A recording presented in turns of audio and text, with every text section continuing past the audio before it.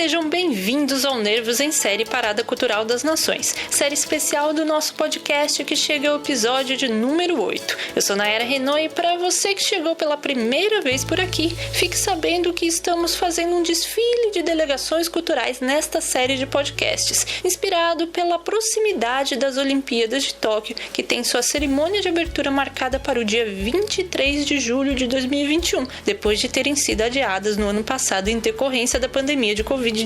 né? Reimaginamos assim a Parada das Nações que tradicionalmente ocorre no evento, de acordo com a ordem de apresentação desta edição dos Jogos, seguindo o alfabeto japonês, né? E traçamos um breve panorama esportivo e das artes dos países que participarão, destacando os filmes, séries, músicas, enfim, o que artisticamente há de mais interessante no momento nestes locais. Desta vez, a viagem passa pelo Reino Unido e as Ilhas Virgens Britânicas, como você confere a seguir.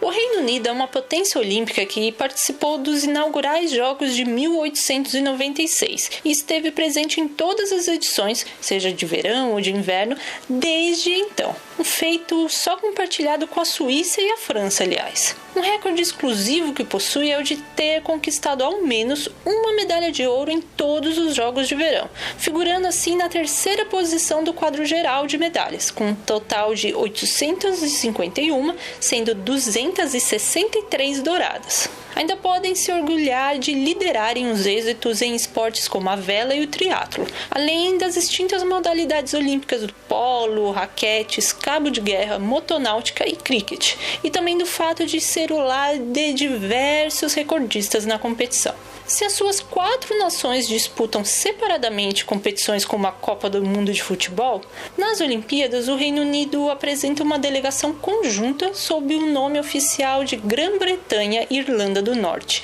Mas por ser comumente chamada apenas de time GB, existe um desgosto por parte de algumas pessoas da Irlanda do Norte, que enxergam discriminação na nomenclatura que não considera o fato do país não estar localizado na ilha da Grã-Bretanha. Enquanto, curiosamente, os atletas norte-irlandeses podem escolher se disputam pela equipe britânica ou da Irlanda, uma questão identitária que falaremos mais à frente, pois vamos abordar os destaques culturais de lá, assim como os do país de Gales, da Escócia e da Inglaterra a partir de agora. Aliás, diferente de outros países em que detalhamos aqui o histórico cultural, que muitas vezes é desconhecido, né? No caso britânico, especialmente o inglês, ele é de amplo conhecimento geral. O que dizer, por exemplo, da literatura inglesa, cujos autores clássicos como Shakespeare, Jane Austen, as irmãs Bronte, Virginia Woolf e tantos outros são objetos de constante leitura entre os brasileiros e leitores de diversas nacionalidades, assim como os escritores mais recentes, digamos assim, como Ian McEwan, mantêm a popularidade britânica. O mesmo se aplica ao cinema no país, onde Louis Le Prince teria realizado o primeiro filme em 1888, antes mesmo da invenção do cinematógrafo pelos irmãos Lumière, né? E que se tornou quase tão difundido mundialmente quanto Hollywood, com vários de seus profissionais construindo sua carreira também lá nos Estados Unidos, como foi o caso de Charles Chaplin e Alfred Hitchcock. Já que citar uma série de períodos e nomes importantes na história da sétima e das outras artes no Reino Unido ia dar 1 hora ou mais de episódio, eu vou focar então em algumas obras e artistas recentes, do último ciclo olímpico, digamos assim. E no caso inglês, me ative a 4 projetos, total ou parcialmente cinematográficos, que discutem bem a situação do país e por vezes de todo o Reino Unido, enquanto outras tantas produções britânicas atuais foram abordadas em textos que você confere lá no nosso site, tá? Pode ir lá conferir. Mas o primeiro que vou falar aqui é o filme O Despertar de Fenelai, de 2019, que passou pela Mostra Internacional de Cinema em São Paulo no ano passado, mas infelizmente ainda não foi lançado ou adquirido por uma distribuidora no Brasil. Porém, vale a lembrança de como o filme de Thomas Clay remonta ao período do puritanismo na Inglaterra e reflete a era atual. Outros momentos que moldaram a sociedade britânica são refletidos na série de filmes Small Axe, assinada pelo cineasta Steve McQueen e produzida pela BBC, em parceria com a Amazon, que a distribuiu nos Estados Unidos, mas que chegou aqui ao Brasil pelo Globoplay. São 5 longas-metragens ou episódios que contam as histórias distintas da vida dos imigrantes caribenhos vindos das antigas colônias britânicas nas chamadas Índias Ocidentais e o preconceito sofrido por eles durante as décadas de 1960 a 1980. A reconstituição da manifestação e do julgamento em Mangrove e a experiência musical incrível de Lovers Rock foram louvadas por críticos de cinema, assim como as premiações televisivas agraciaram as interpretações de Red and White and Blue. E Alex Whittle e Education completam esta minissérie antológica imperdível, viu? Além do racismo de outrora que reflete a atualidade, também se destacam retratos contemporâneos como o de Você Não Estava Aqui, filme de 2019 que é o último exemplar do realismo social de Ken Loach, em que o aclamado cineasta acompanha o cotidiano de uma família inglesa que, para tentar escapar da constante pobreza, vê naquela promessa de empreendedorismo dos serviços por aplicativos tão famosos hoje em dia, uma solução que logo se revela um problema maior para todos. Este longa está disponível no Telecine Play, assim como a animação Paddington 2, realizada por Paul King em 2017, que recentemente conseguiu o feito de se tornar o filme melhor avaliado no agregador de críticas internacional Rotten Tomatoes, com 100% de aprovação. Sim, 100% de aprovação, desbancando nada menos do que Cidadão Kane. A sequência do longa de 2014, chamado As Aventuras de Paddington, traz novamente o urso criado pelo escritor Michael Bond,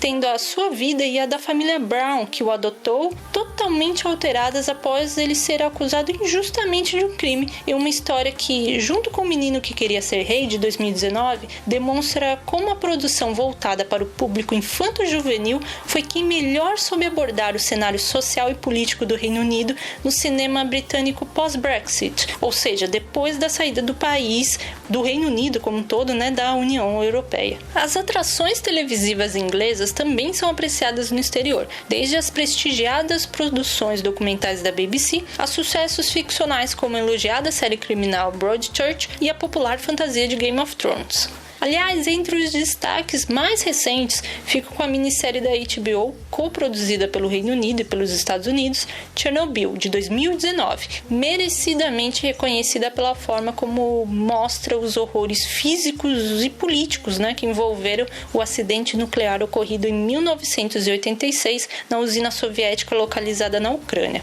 Outra minissérie interessante é The Little Drummer Girl, uma adaptação de 2018 do livro de espionagem homônimo de John le Carré, que tem nas atuações e na direção do cineasta sul-coreano Park Chan-wook um chamariz para conferi-la lá no catálogo do Stars Play. Em outra área, a música folclórica inglesa, assim como de seus vizinhos bretões, tem grande importância, mas foi o rock, especialmente por conta do fenômeno de sucesso gigantesco dos Beatles nos anos 60, que transformaram as bandas inglesas em pioneiras ou estandartes de vários de seus subgêneros. Nem vou citá-las, assim como os célebres popstars de outrora, porque ia demorar e com certeza me esqueceria de alguém importante, ok? Ficando, portanto, nos destaques atuais, é claro que as estrelas Dua Lipa e Harry Styles são aqueles que mais têm representado o país nas últimas premiações internacionais, como o Grammy. Mas a cantora filha de pais kosovares é a cara da miscigenação encontrada na população de Londres, que finalmente é refletida musicalmente. Além do pop, é possível ver isso no surgimento e ascensão do grime, gênero que misturou hip-hop com diversas influências de música eletrônica,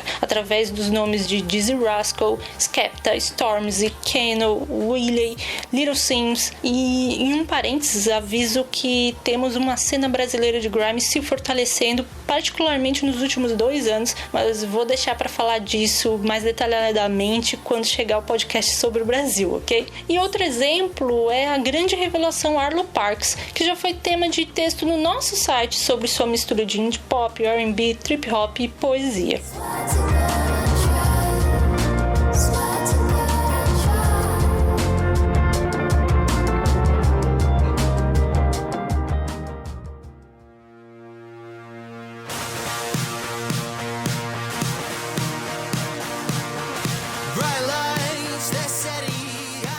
Seguindo para a Escócia, famosa pelas suas gaitas de fole, emuladas aliás pelas guitarras da banda local oitentista Big Country, o rock alternativo ou indie encontrou bons promotores por lá através do The Proclaimers, Belle Sebastian, Travis, Franz Ferdinand e também de achados recentes como os jovens do grupo Vistas. No campo cinematográfico, Trainspotting, longa de 1996, dirigido pelo inglês Danny Boyle, a partir do livro homônimo do escocês Irvine Welsh, é o filme mais lembrado daquelas terras, mas um cineasta vindo de lá que tem conquistado cada vez mais espaço nos últimos anos é David Mackenzie, cujo mais recente trabalho é a produção da Netflix, que resgata o passado da nação, Legítimo Rei de 2018. Aliás, lá na plataforma é possível encontrar também a série fantástica Outlander, exibida aqui no canal Star Hits, que em suas primeiras temporadas foi a fundo na história e tradições gaélicas, e a minissérie Retribution ou One of Us de 2016, um thriller criminal ambientado no interior do país.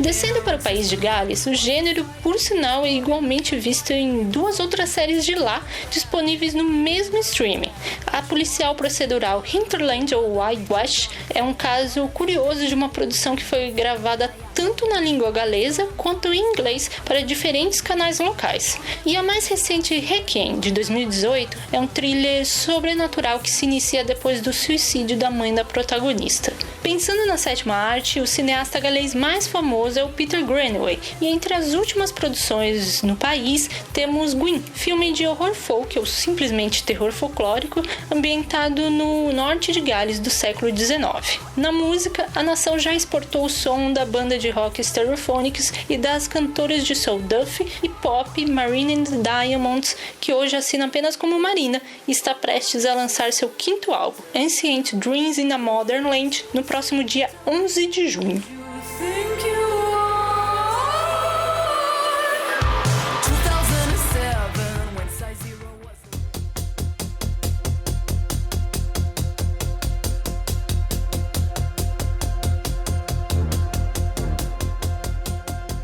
Partimos para a Irlanda do Norte, que após a independência da Irlanda se viu dividida entre os nacionalistas irlandeses, predominantemente católicos e que desejavam a união do país em toda a ilha, e os unionistas, muitos de ascendência britânica e protestantes, que desejavam manter o domínio do Reino Unido por completo na região. As décadas de conflitos entre as duas frentes, que ficou conhecida como The Troubles, impediu o pleno crescimento da cultura local. Uma das poucas bandas e artistas que saíram de lá durante esse período foi o Dan e seu vocalista que alçaria a carreira solo, Van Morrison, com outros grupos de rock surgindo internacionalmente apenas anos depois do Tratado de Paz, a exemplo do Snow Patrol, formado na Escócia com integrantes norte-irlandeses, e do indie Tudor Cinema Club. No auge dos embates, o cineasta Terry George abordou a questão como roteirista de obras do irlandês Jim Sheridan, os longas Em Nome do Pai de 1993 e O Lutador de 1997, e também no filme que trabalhou como diretor, o Mães em Luta de 1996. Dentro do mundo das séries, a produção local começou a ganhar destaque ao longo desta década, com o drama policial The Fall, exibido de 2013 a 2016, e com aquela que particularmente é uma das minhas comédias favoritas, Derry Girls, que começou em 2018 e tem 2 temporadas com 6 episódios cada de 20 minutos, bem curtinhos, que com certeza você mata em 2 tempos lá na Netflix, vendo as confusões de um grupo de amigos que eles só querem simplesmente serem adolescentes, mesmo que seja em meio à confusão que estava aquela nação nos anos 1990.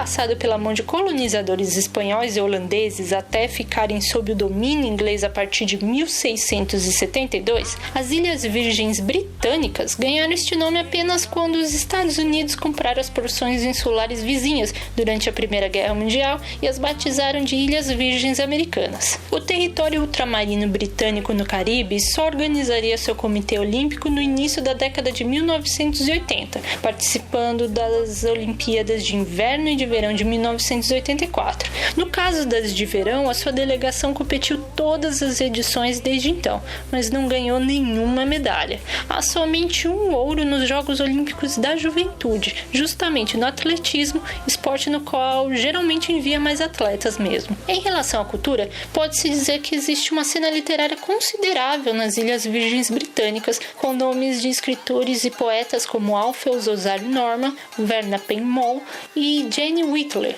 A indústria cinematográfica, porém, não conseguiu se estabelecer mesmo no local, que até serviu de locação para a Ilha do Pecado de 1958, por exemplo, mas tem poucos curtas de fato produzidos lá, como Picking Up the Pieces, documentário de 2018 que mostra justamente o rastro de destruição do furacão Irma que atingiu a região no ano anterior. Quanto à música regional, há similaridades com as Ilhas Virgens Americanas, mas as scratch bands de lá são chamadas de funk bands pelos lados britânicos, onde o cantor Yas faz uma fusão do reggae com o R&B, que saiu de Tortola, a maior ilha do território onde ele nasceu, e chegou aos Estados Unidos. Contudo, a soca é um dos ritmos caribenhos que mais faz sucesso por lá e que atualmente encontra uma nova estrela na cantora Monéia.